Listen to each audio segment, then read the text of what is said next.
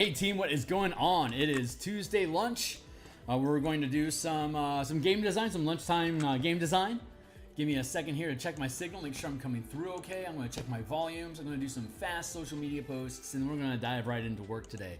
So, doing myself the check to see how I sound. Yeah, it sounds like I'm coming through okay. A little bit of echo going on there. We're going to drop that volume down to none so that it doesn't get in the way of our conversations at all. And I'm going to grab that link real fast here. We're going to do some fast social media post updates, like on the social media feeds and the Discords, just a shout out to let people know that we're up and running.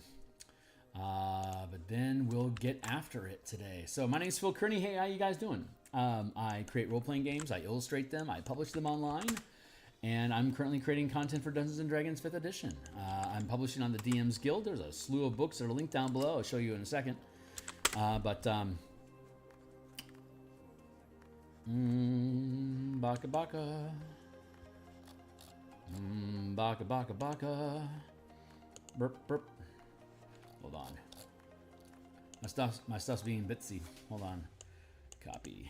I need to do some fast posts here, reactions, respond, reply, blip, and then here we do live stream equals delete that mess there, and then scroll back up to where I was there, and then we'll do a copy paste, reply, blip there, and let's delete that real quick. Blip, and we'll add this in here. Reply, and then now we're back on track. Sorry about that tangent here, real folks. Yeah, I've been a DM since 1987. I've been a Magic the Gathering enthusiast since 1994. I've been a freelance illustrator since 1999, and I've been creating content on the DMsGuild since 2018, starting with the color mana system that we are now currently updating for the 2024 rules. So I'm not going to bore you guys with too many details. I just want to get to work today. So let's click to here, and if you think today's fun and all my other stuff, like, subscribe, hit the bell icon for notifications when we're live in the future. If you want to read along in today's playtest, here's the document. Here's a bunch of books I've already written. They're all free previews, so you can check out the free previews if you think they're cool. Consider making a purchase to support similar behavior in the future. This is a read-only document for you. It's the martial power system. It converts barbarians, fighters, monks, and rogues into half-casters. The half-casters that already exist, paladins, rangers, and artificers, can choose to channel powers instead of casting spells. You can mix and match them as you please to build your own action loops, and whether you want to lean into the idea of being a martial character versus a caster. And all the mana is on a short rest. 1 mana per level to 20, like a monk has. And there's also options to sacrifice action economy to generate free mana to expend during your turn that you lose at the end of your turn. So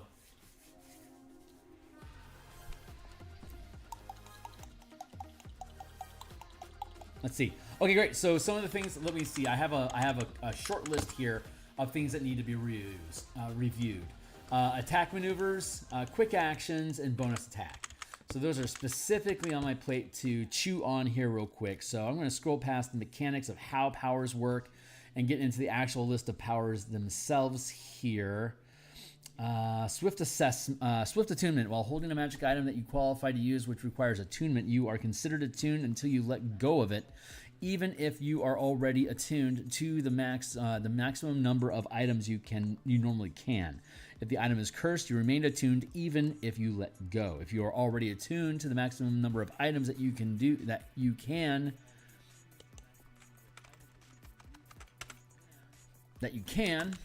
if you're already that's a nonsensical statement, so I need to get rid of that.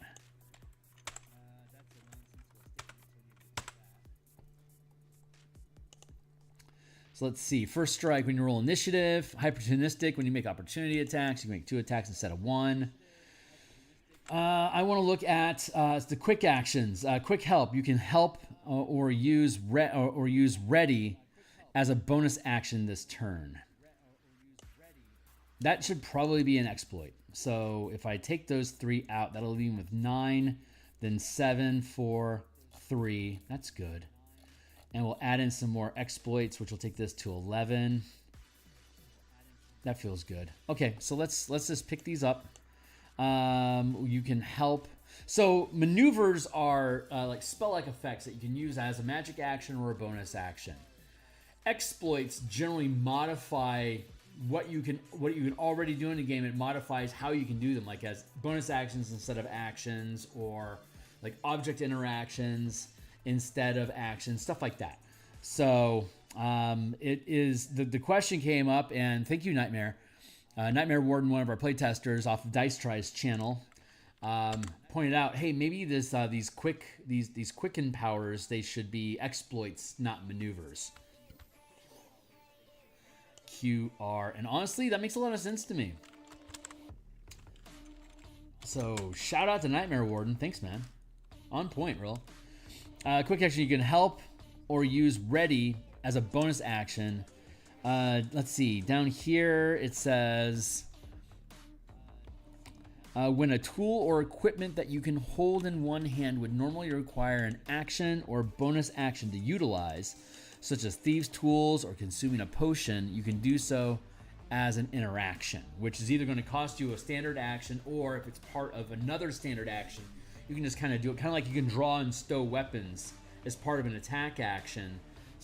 The swift tools is kind of the same way. If you pull out the tools as an action, you can then use them immediately without any additional action. So we're looking at quick help. How's the wording supposed to be here? When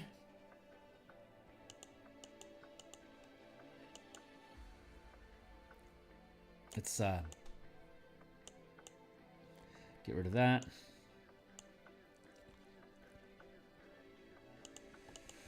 Yeah, quick investigation. You can take the search or study as a bonus action. You can influence or study as a bonus action.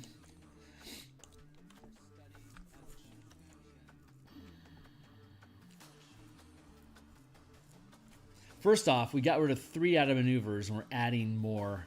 So let's trim down the maneuvers down to 23, and trim this down to 9.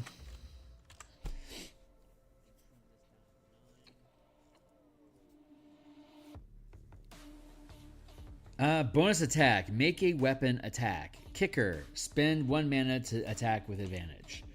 Make a weapon attack.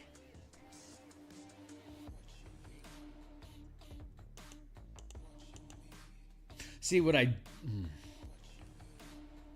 This can be... this. See, okay, so you can make bonus attack free by using the efficient power feat. It drops the cost, so it pays for itself because it's only 1 mana.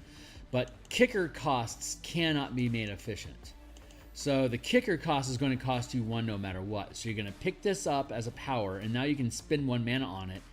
If you spend a second point, the attack action itself doesn't cost anything, but it's always going to cost you 1 mana to give yourself advantage. And being able to, and of course you can use your action economy to pay for that kicker cost, but you can't reduce the cost. So I'm okay with, like, if you have 4 attacks, you could give up 2 of them to make the 2 attacks that you keep rolling with advantage. That's a fair exchange of resources and mana for effects. So in that sense, I think this should stay a maneuver, because the maneuver itself isn't so much that you're making an attack, it's that you can trigger the kicker effect. So that makes sense to me. So 23, 9, that's good. And now we're taking this down here, and we're looking at exploits. We've just added 3, so that takes this to 11 and pushes the exploits. There's not a lot of exploits. This is probably actually a really good idea. So well done, Nightmare.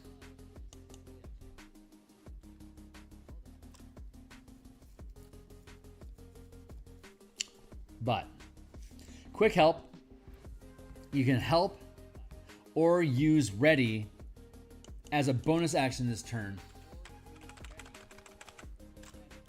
instead of an action. As a bonus action. Normally you can't do that as a bonus action. So that makes sense. And then quick investigation, which is you can make a search or a study as a bonus action this turn. That would be if it was a maneuver, it'd be something you normally couldn't do at all that you could do as a magic action or bonus action. This is something you can already do just as an action, but we're modifying it so you can do these things as bonus actions. So that's an exploit, not a maneuver. Like being able to teleport to another location, that's a maneuver because normally your character can't teleport. But being able to take the dash action, that makes like you can take the dash action as a bonus action. That would be an exploit, not a maneuver, because dash is something you could already do. You're just modifying it. So we don't allow that. We have a sustained power that lets you gain rogue stance to do all those roguish things as a bonus action, but sustain don't follow any rules other than their own, so they can cheat around that stuff, which we'll get to in a second. So bonus attack stays where it's at, but maybe we need to change its name from bonus attack to make a weapon attack. It's not really a bonus. We were calling it bonus attack because originally it was a bonus attack action, but we removed that, but we didn't update the name. So I'm thinking the name needs to be updated.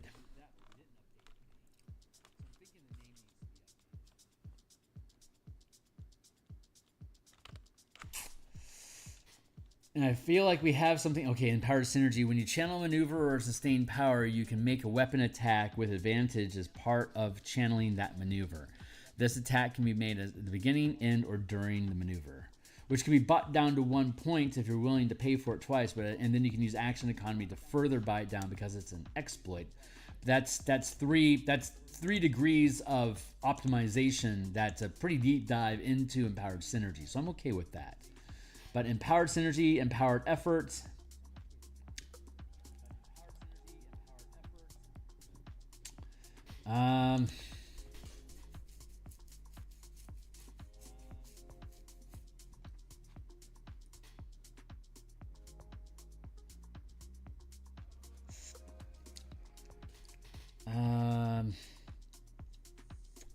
Bonus attack isn't really the right word. What do I do that? Bonus attack, make a weapon attack. The reason it was bonus attack is because you already get attacks as the attack action, and giving up your attack action to make attacks is like giving up 2 attacks to make an attack is a bad idea. So you wouldn't do that. So the only time we found it practical to use it was bonus action. But what I like is that a rogue could use this as a standard action and a bonus action and then pay the kicker cost to give yourself advantage. I like that as an ability, and I like not limiting it to being just a bonus action, but the name is being squirrely on me because the kicker effect gives you the advantage. So I can't call it like advantageous attack because the advantage is a kicker cost. Maybe we'll call it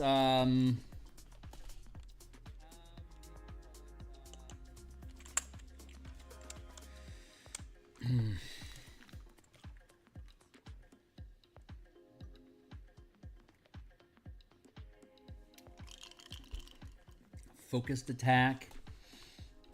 If I call it empowered attack, that's gonna start getting kind of jumbled up with like empowered effort. When you make an ability check, you're rolling a power die. That's generally what empowered. When it says empowered something, it generally means that you're adding power dice to the roll to make the result better. So empowered effort is appropriately titled, but like empowered attack wouldn't. Let's see. Power attack isn't quite appropriate.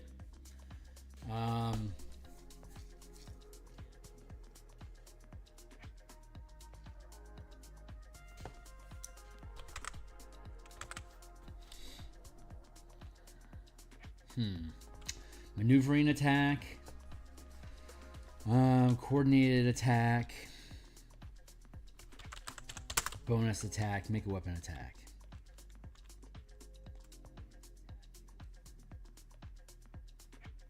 See, if it was bonus attack, it would be it would be listed under an exploit, and we could call it bonus attack because it's like this allows you to make an attack as a bonus action.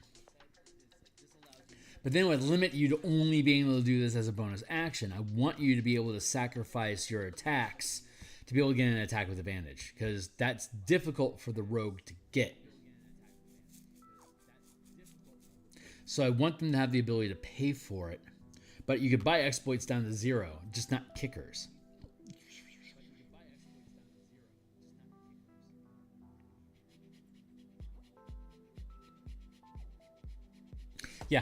Yeah, we gotta do it. We gotta do it.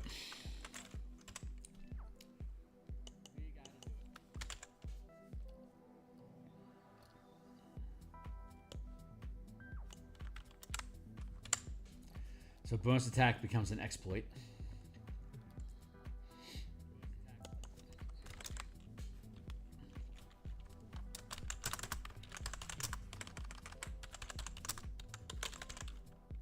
Make a weapon attack as a bonus action. Like Monk gets that for free automatically. So it's a good low ranked, it's a good low cost maneuver to add in because it lets you do Monk stuff if you use your budget to do so without having to, while Monk gets to do it for free. Like Rogue Stance is something like you can get cunning action as a fighter, but it's going to cost you mana and selected resources. Like you won't get you'll have to give up a weapon specialization or like a weapon mastery if you want to be able to use Rogue Stance instead, and it'll cost you mana every time you use it. So like it has a good trade-off with strong recognized value. It's just putting a point cost to it. So this feels like it makes sense.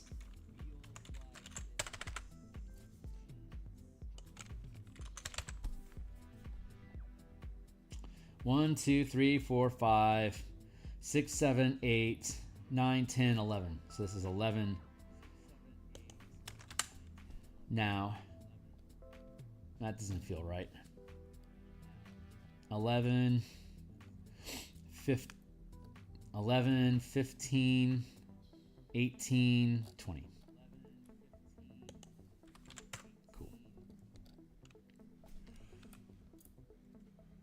All right, let's grab that list there. Now that we got that settled out, let's go down to our sustained powers.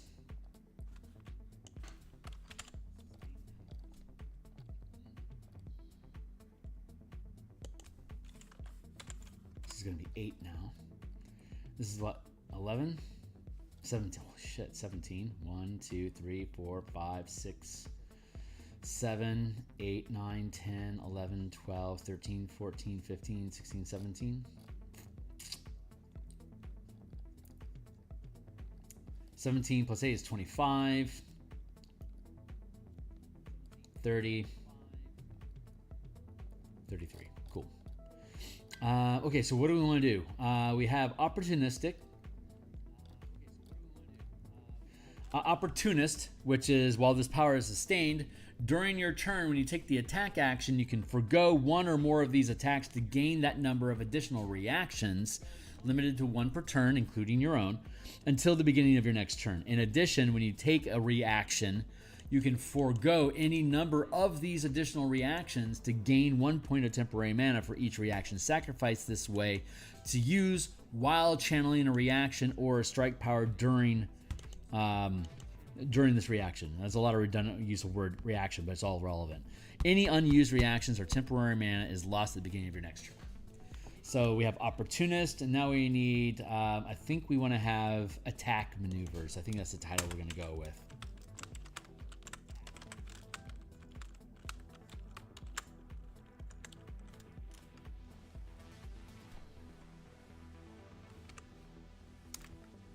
Uh-oh.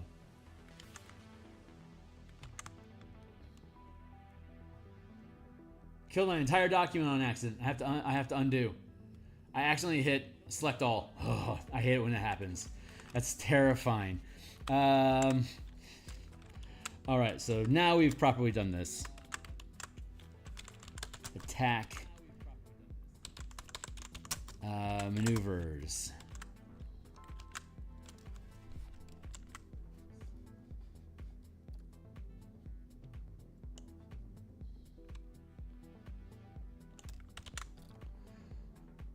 Let's grab this block. While this power is sustained, during your turn when you take the attack action, you can forgo one or more of these attacks to gain that number of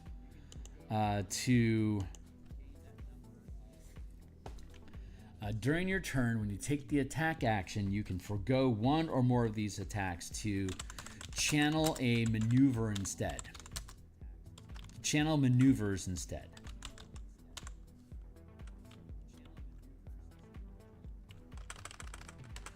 An equal number of maneuvers instead.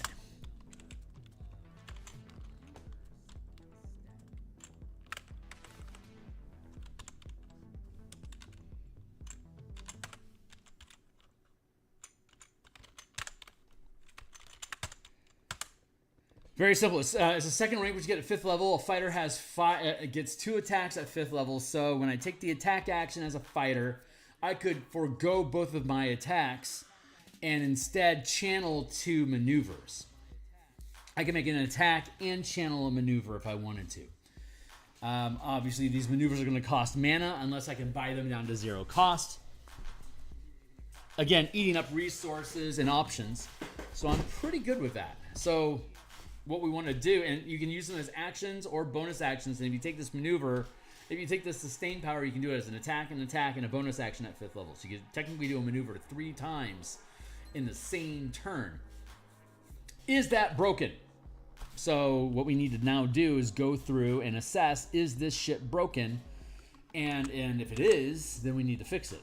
So first off, I also want to go back into the Barbarian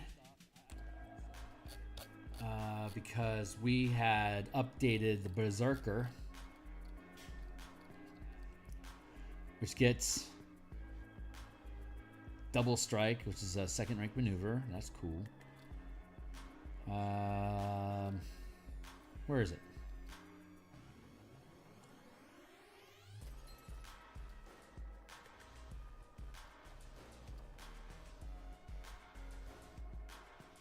No, okay, we're doing good. No worries. No worries. So we're on point. Let's see. That's right. We want to look at maneuvers. Is it broken? Keep in mind. Okay, so one of the things that you can do with your prepared powers, and again, if you aren't familiar with this, I know that I'm breezing through stuff and not really giving anyone here any opportunity to digest any of this information. But martial powers is all half casting progression, and instead of gaining weapon masteries and a fighting style plus what you would normally get, like say as a fighter or a barbarian or a paladin or whatever, you instead get a batch of prepared powers that could all be weapon masteries, that could all be fighting styles or any other feat. You don't have to you don't have any prerequisites for these feats, and you don't get any stat gains from these feats, but you can select them as prepared powers. Like you could pick up Pam, Sentinel, Great Weapon Master, and Slasher, for example, are 4 feats that you can pick up at 1st level, which gives you a ton of cool options. But it doesn't give you any, but you don't get any powers as a result of it. So powers allow you to spend your mana and use your action economy to generate mana and spend it. If you don't pick up any, you're not making use of those tools. So there's gains and losses to the system overall. So, knowing this,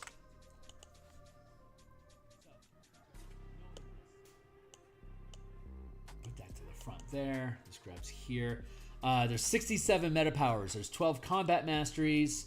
The ones that you already know and love: Cleave, Graze, Nick, Push, Sap, Slow, Topple, Vex. These are all weapon masteries that are properties to weapons now in 2024. But the way that the combat masteries is if you prepare it as a power, if you're a martial caster, if you have proficiency in martial and simple weapons, then you automatically get the weapon masteries that are associated with each of the weapons you're proficient with. By nature of being a martial, you can make use of any weapon mastery that's automatically a property of that weapon. Kind of like how wizards get cantrips. Masteries are weapon cantrips that are on hit effects like cantrip smites. Like the Paladin's Fight from 2024. It has a condition effect and it deals damage based on the amount of mana that you spend. But a cantrip just does what it does, and it doesn't cost any mana. So this is similar to that. We added Addle, which is con save, or you can't take opportunity attacks. Disarm is removing a weapon from somebody. Grappling is you can use the weapon to grapple somebody as part of the attack. They have to make a saving throw. Step is when you hit a target, you can take a 5-foot step without provoking opportunity attacks. And these things can generally be used with any type of weapons with a couple provisions, like grappling, like grapple mastery. It has to be a melee attack. You can't effectively grapple something with an arrow. Like you could pin somebody, you could trip them perhaps, but you can't effectively grapple them. So there's that. But like you could disarm with virtually any weapon. Like I could shoot you with a crossbow bolt and disarm you of your sword because I hit you in the hand. I disarm my weapon. That's how that works. But there's also feats, and again, you can just pick up a stack of feats. I'm excited about the new Scion that they presented in Unearthed Arcana today. As a full caster, it basically, my quick impressions of it. It feels like a sorcerer, like an intelligence-based sorcerer with a different focus on meta. It's like a space between meta magic and invocations. I think it could be really cool using the Warlock chassis as like an intelligence-based Warlock that's psionics instead of otherworldly patrons, that has that short rest mechanic that could sit inside that space. Like it uses the martial arts progression dice for its psionic dice, and I could see it using the short rest mana that a monk has as focus points. Like you use focus points for your Scion. I could see monk and psionics working together to have the focus points working in unity together, and then using that short rest mechanic for the spells that you're casting as a Scion to be basically like mental powers that you could use mana as focus points to cast. But that's only because I've explored this space for so long that I think that way. So otherwise, it feels more like an intelligence-based sorcerer with a psionic bend than anything else, and I'm okay with it. I'm not I'm not in a hurry to translate it into the power system or to the color mana system because I want to see how it ends up shaking out, and we're probably not going to see it in a printed book until probably like February next year at some point, I reckon. Some people are thinking this might mean that Dark Sun is going to happen. I think that would be awesome if it does, but I'm not going to hold my breath. But it would be super cool if it did. So anyway, I would be excited to add these psionic feats to this list of powers, and then work on bending the psionic like a psionic half class into this system as well. I think that'd be a ton of fun, but we're not. I'm going to adjust my screen here real quick, but we're not there yet. They're still cooking it. Generally, I let them finish cooking before I convert it into the color mana or just the martial power system in general, so I know what we're actually dealing with. The exception to that is like say the Artificer UA, which is going to be publishing in August. We'll go through and clean those up again, but they're close enough to cooked that I can start throwing them down in paper. And we have those all in this document as well, including the Reanimator, which might be early. That might be jumping the gun to put it in here, but I wanted to go through the mental exercise. I'm not ready yet. I'd like to see a second iteration of the Scion before I start putting it to the power system. But it will happen. So, the point of coming down here was to look at the efficient power feed. Efficient power, repeatable. Choose one exploit, maneuver, or reaction power you have prepared from the discipline list when you select this feat. When you channel the chosen power, you gain one temporary point of mana that can be expended in combination with any other source of mana or temporary mana to channel the power. You can take this feat more than once, choosing a different martial power each time you select the feat. So I should actually have repeatable here.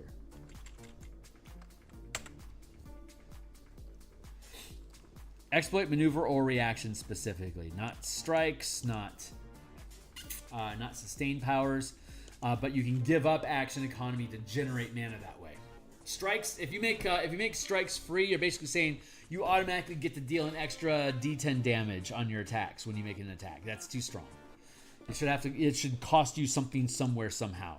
So removing them from the efficient power system is efficient there. But the efficient powers, this allows us to make exploits and maneuvers free. So if we're going to do something like allow you to use a maneuver as an attack, we have to now look at what's the base thing that you can do with each of these maneuvers for free. And is that fair or not? And then look at second rank powers. If I only pay 1 mana for this each, like around 9th level, is that broken? So those are the things we're going to have to look at real quick. So let's go look at them.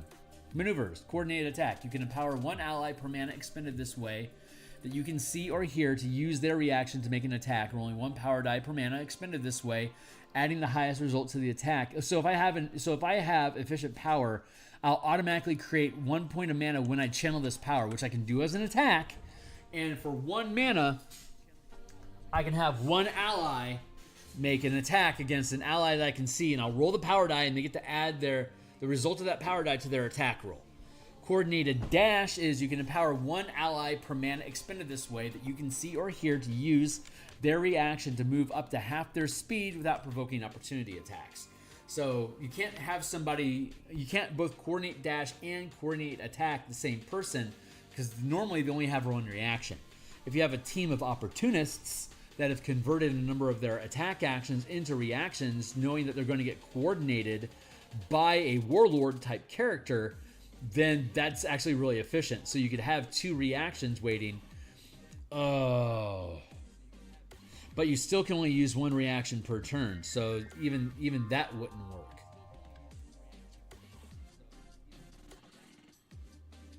Yeah, interesting. Okay, well, in either way, coordinated attack and coordinated dash, 1 person getting a die roll added for your attack roll for them to use their reaction to get an attack. That's balanced. Using your attacks to allow one, like each attack that you expend, you could use 1 to help an ally hustle into position. That's really useful. You can keep that because, like, if they need to move more and they're out of action economy, you could potentially use a coordinated dash to get them to hustle.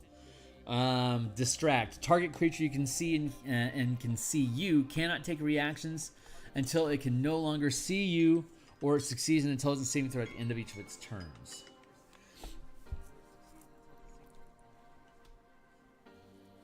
Target creature you can see and can see you.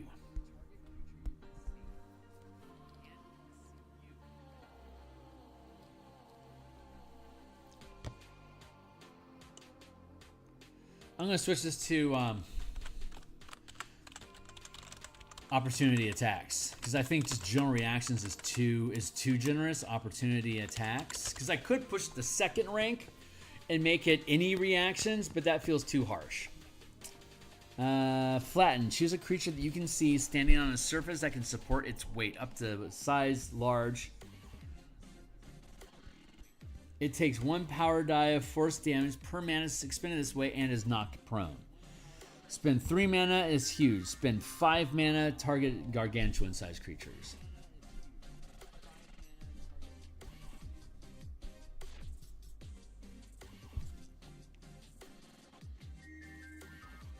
That's different from a kicker cost. It's actual just raw cost. Goad. Target creature you can see and that can see and hear you makes attacks against creatures other than you with disadvantage until it successfully hits you or succeeds an intelligence saving throw at the end of its turn. Rally. You and 1 ally you can see gains a number of temporary hit points equal to the total of 1 power die rolled for each point of mana expended this way. So I could give you and myself, say at first level, D6 temporary hit points, and it's going to cost me an attack to do that.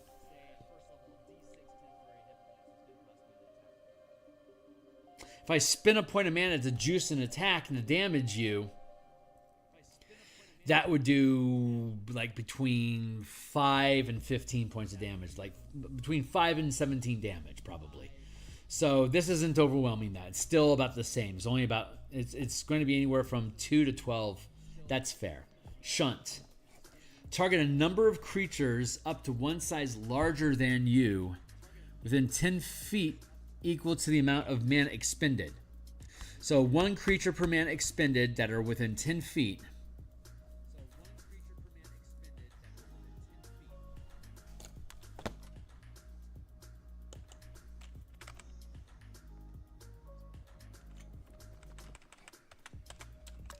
That you can see. Target a number of creatures equal to the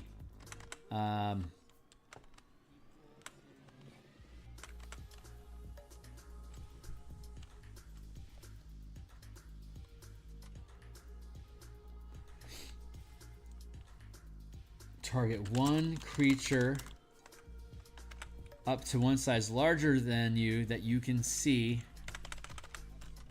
per mana expended.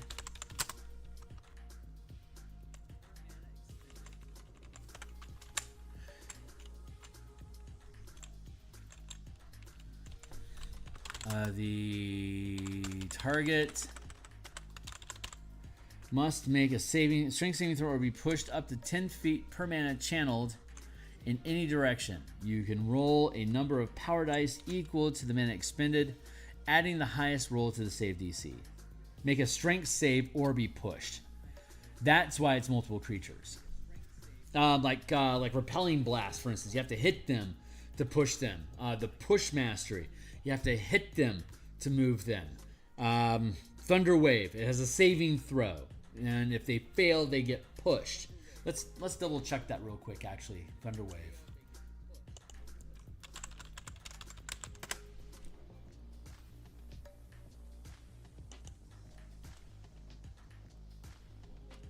You unleash a wave of thunderous energy. On a failed save, creature takes damage and is pushed. Successful save, it only takes half damage and doesn't get moved at all. There, see? There you go. Reopen.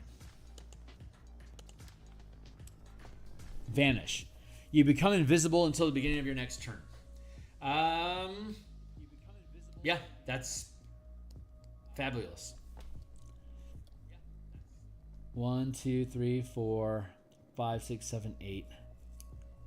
You and your allies gain advantage when attacking a chosen creature you can see until the end of your turn. You curse a creature that you can see to make saving throws against you with disadvantage. The effect ends early because you can do that multiple times per turn, which is why it's second rank. Generally, it's like one use, one instant thing against one target, one mana. That's okay. Multiple targets or multiple instances of conditions or multiple opportunities per turn. That's generally going to be second or higher rank. I'm currently picking through here to see, like Double Strike, you can make 2 weapon attacks against the same or different targets. These attacks can't be sacrificed to generate mana.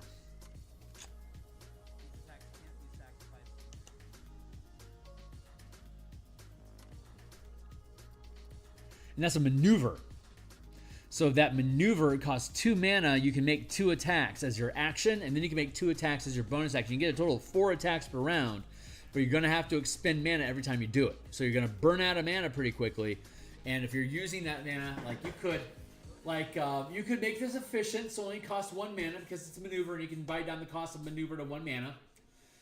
And then a rogue, who would normally only have 1 attack during your turn, could use your bonus action to generate mana.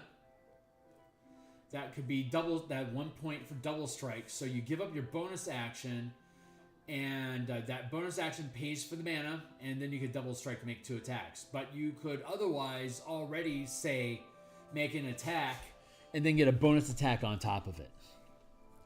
So this Double Strike doesn't really break anything. It shuffles your action economy around. And if you're willing to spend mana, yeah, you get extra attacks, but that's kind of how mana works. Lethargy, target creature you can see makes a con save. If it fails, it can only do one of the following turn. Its next turn, move, take an action, or a bonus action, but not both.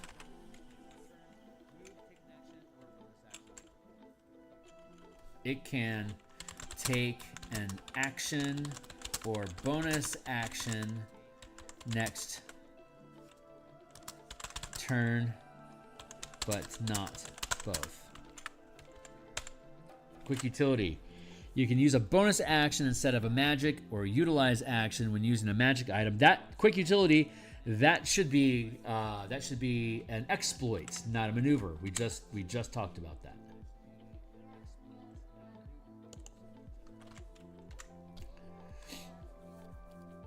Six.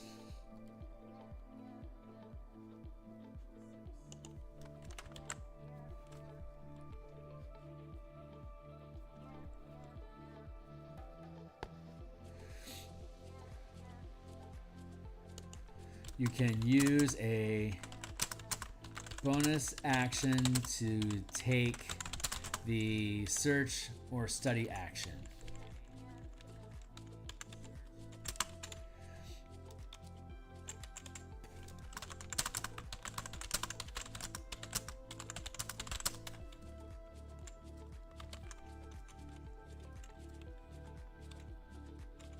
Take the influence or study action.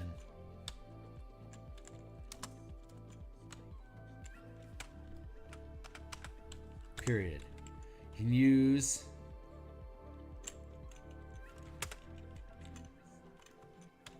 a bonus action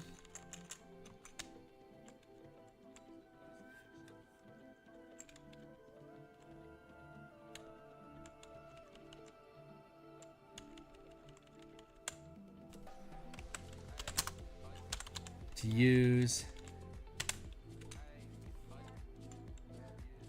a magic item or non-magical object.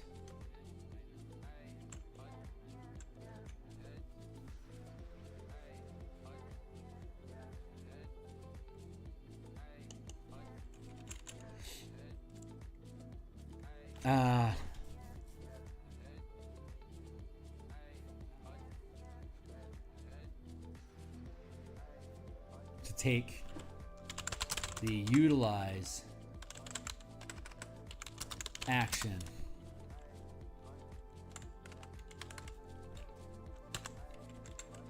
But never the magic action. So if it's a magic action, it has to be the utilize action, which is equipment.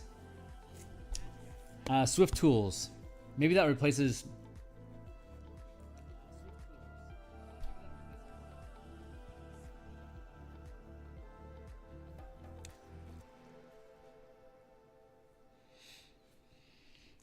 When a tool or equipment that you can hold in one hand would normally require an action or bonus action to utilize, such as thieves' tools, you can do so as an object interaction. Swift tools.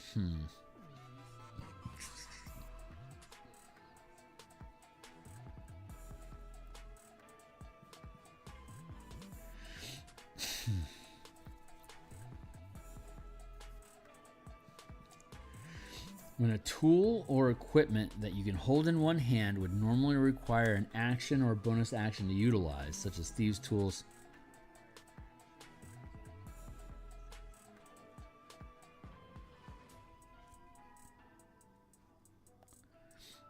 in one hand, or a potion would require an action or bonus action to utilize, you can do so as an interaction.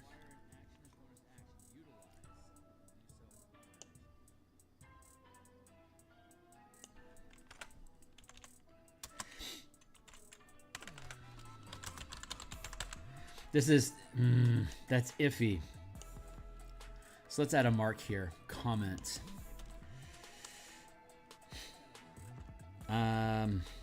Is this wonky with magic items and the quick exploits above? Comment. 1, 2, 3, 4, 5, 6, 7, 8, 9, 10, 11. Wait, 1, 2, 3, 4, 5, 6, 7, 8, 9, 10, 11, 12, 13.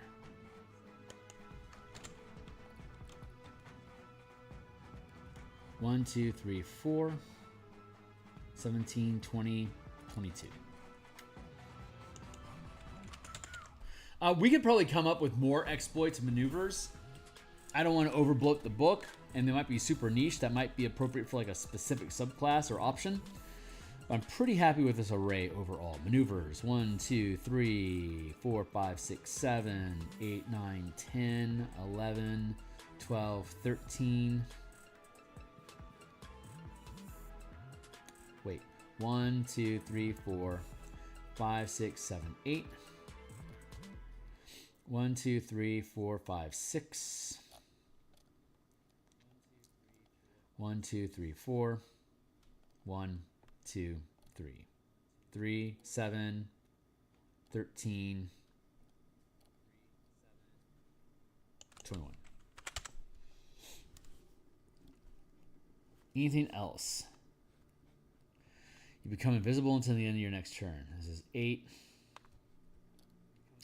That's a maneuver. Well, you can only become invisible once. So if you're going to sacrifice an attack to do it.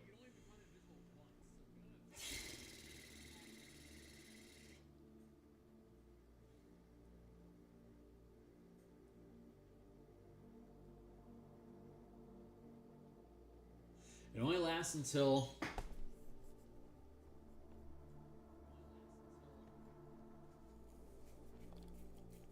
You become invisible until the beginning of your next turn. That's attack, advantage, disadvantage, until the beginning of your next turn.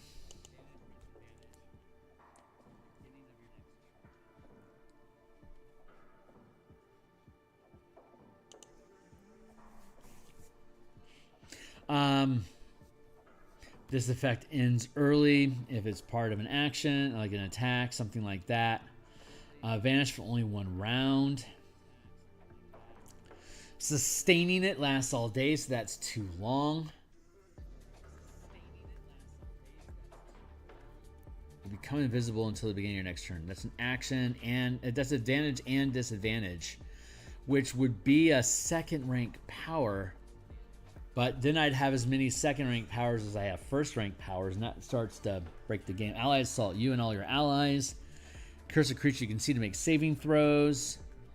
See to roll ability checks and attack rolls. Theurgy loses action economy. Regenerate, heal stuff. That's too good. You become invisible until the beginning of your next turn. Maybe that's too good.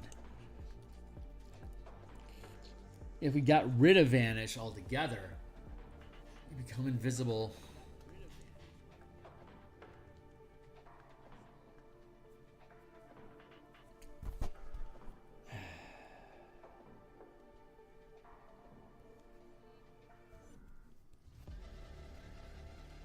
And then there's, there's just flat out becoming invisible.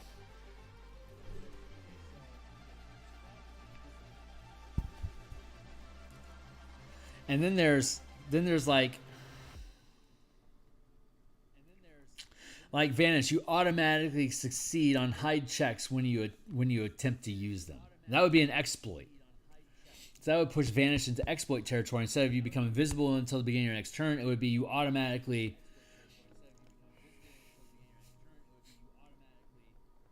Because like to hide, you have to roll a 15 or better. You have to be in circumstances that allow you to hide, and you have to roll at least a 15 to succeed. You could scratch the 15.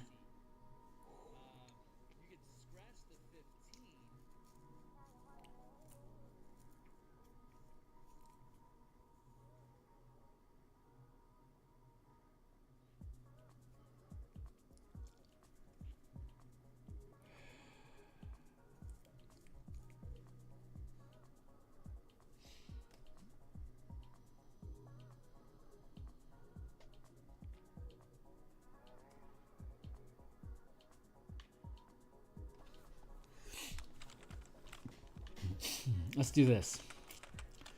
You can hide even if you don't have any cover to hide behind, and regardless of the ability check, regardless of the check, you can hide regardless of the check. Oh, that's the way to word it. You can hide regardless of the result.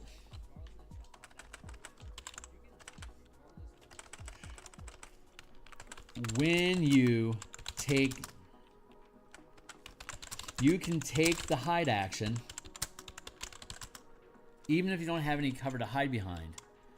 And regardless of the result of the check, you succeed. I like that. I like that a lot.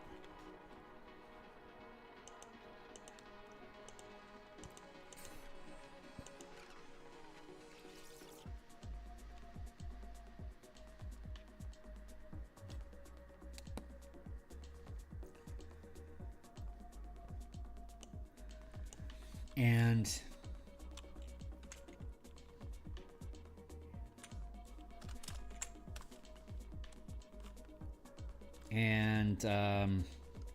the minimum result of your hide check is 15, even if you roll, even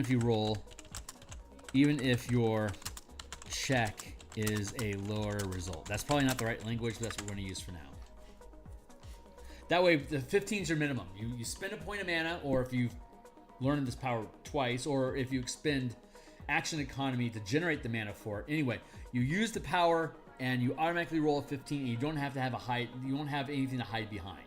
It'll last until you can take the hide action, even if you don't have cover to hide behind.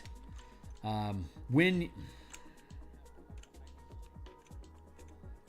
you can take the hide action, even if you don't have any cover to hide behind, and the minimum result of your hide check is 15, even if the check is a lower result. You remain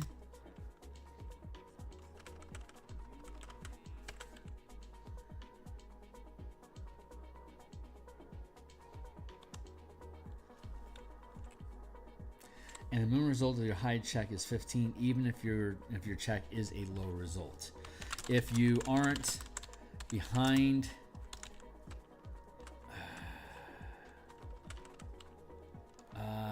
if you are in plain sight at the end,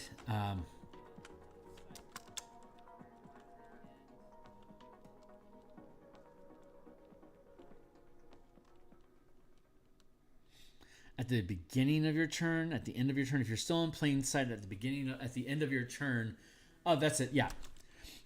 If you are in plain sight at the end of your turn,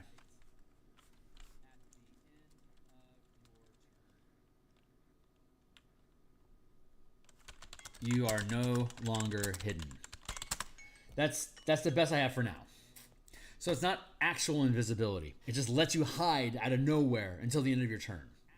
There you go.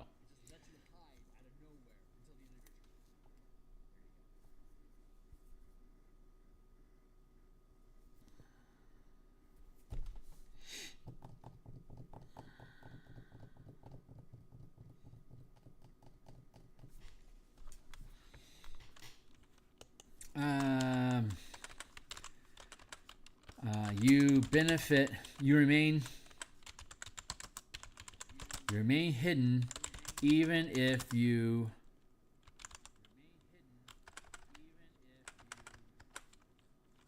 can remain hidden this way. You can remain hidden this way until the beginning of your next turn.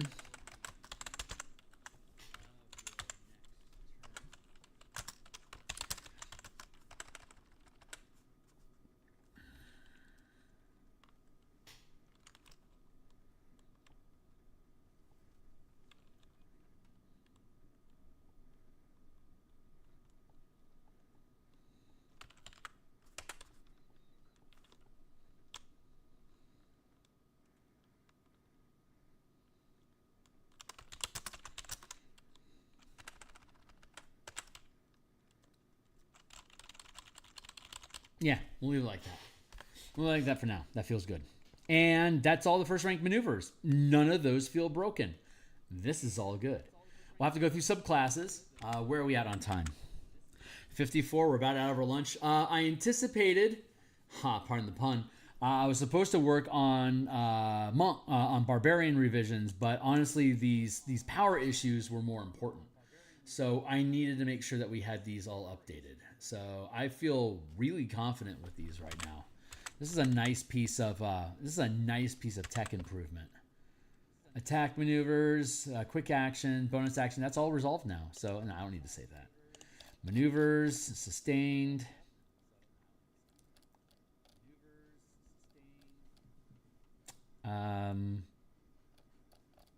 What do we call it? Attack sustained. What are we talking? Attack maneuvers?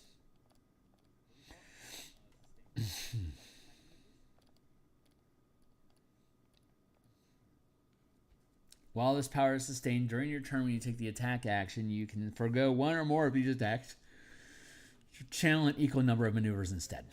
Period.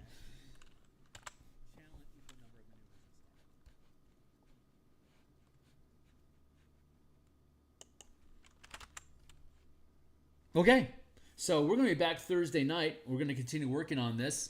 I'll be back tomorrow morning to continue working on the Eberron Adventure artwork, cartography, and stuff like that.